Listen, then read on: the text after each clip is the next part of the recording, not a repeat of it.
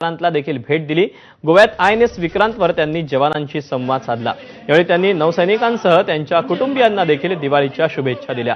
तसंच आयएनएस विक्रांतची कामगिरी सांगत पाकिस्तानवर चांगलाच हल्लाबोल केला। मोदींनी सर्व नौसैनिकांना मिठाई भरवून दिवाळीच्या शुभेच्छाही दिल्या।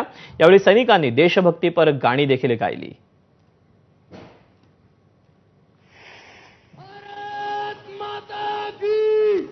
महासागर को चीरता हुआ स्वदेशी आईएनएस विक्रांत भारत की सैन्य क्षमता का प्रतिबिंब है।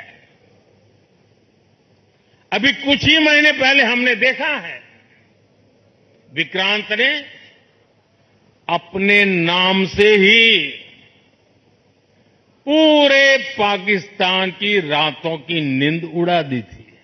जिसका नाम ही दुश्मन के साहस का अंत कर दे वो है आईएनएस विक्रांत। वो है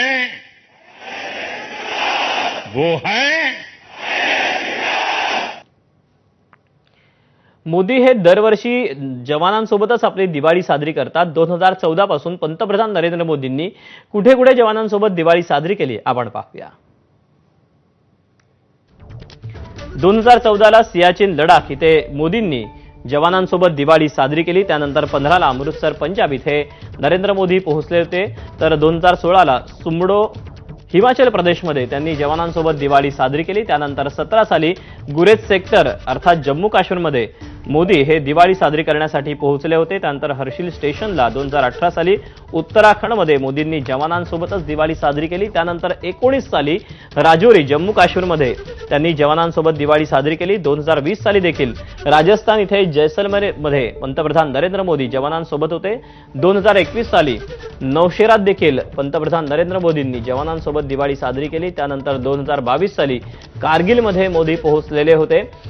तर 2023 साली लेपचा हिमाचल प्रदेशमध्ये मोदी हे जवानांसोबत दिवाळीच्या दिवशी पाहायला मिळाले। तर 2024 साली गुजरात कच्छ इथे पंतप्रधान मोदींनी जवानांसोबत दिवाळी साजरी केली आणि 2025 साली म्हणजे यावर्षी आयएनएस विक्रांतवर गोव्यामध्ये पंतप्रधान नरेंद्र मोदी हे जवानांसोबत दिवाळी साजरी करण्यासाठी पोहोचले होते। मुंबईच्या मागाठाणे येथील दिवाळी पहाट कार्यक्रमात चित्रपट दिग्दर्शक, निर्माते आणि ज्येष्ठ अभिनेते महेश कोठारेंनी भाजपचं भरभरून कौतुक केलं। मी मोदीजींचा भक्त असून भाजप म्हणजे माझं घर असल्याचं कोठारे म्हणाले। दरम्यान या विभागातून आपला नगरसेवक नाही तर महापौर निवडला जाईल असंही कोठारेंनी म्हटलं।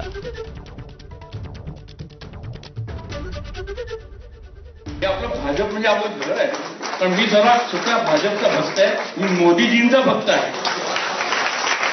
आणि आता हे 15 वर्ष झाले, 16व्या वर्षाचं आपलं जे दिवाळी सेलिब्रेशन होईल तेव्हा मुंबईवरती कमळ फुललेलं असेल याची मला खात्री आहे।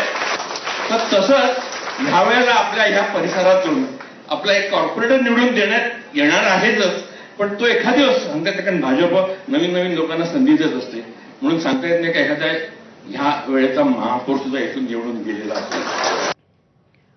विरोधी पक्षनेते राहुल गांधींनी मिठाई व्यावसायिकांसोबत दिवाळी साजरी केली। दिवाळीनिमित्त राहुल गांधींनी दिल्लीतील 200 वर्ष जुन्या घंटेवाला मिठाई दुकानाला भेट दिली। यावेळी राहुल गांधी यांनी स्वतः इमरती आणि बेसनाचे लाडूही बनवले। आम्ही तुमच्या लग्नाच्या मिठाईची ऑर्डरची वाट पाहतोय असं मिश्किल वक्तव्य यावेळी मिठाई व्यापाऱ्यांनी केलं। लग्नाचा विषय निघताच राहुल गांधींच्या चेहऱ्यावर स्मित हास्य पाहायला मिळालं। Competition. Of course, sir. I'll be scared now that you've become so good at this age. Sir, if it's good, we'll teach you.